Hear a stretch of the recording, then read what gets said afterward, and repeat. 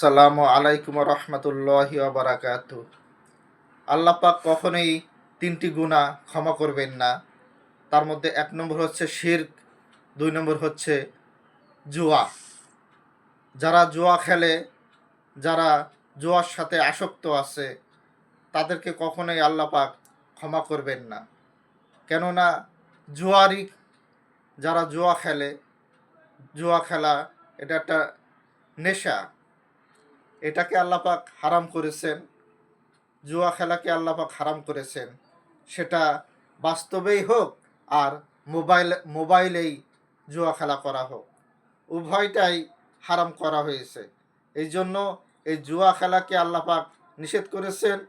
যারা জুয়ার সাথে সম্পৃক্ত আছে অবশ্যই বিরত থাকবেন। আল্লাহ পাক জুয়া খেলাকে সম্পূর্ণভাবে নিষিদ্ধ করে হারাম করে দিয়েছেন।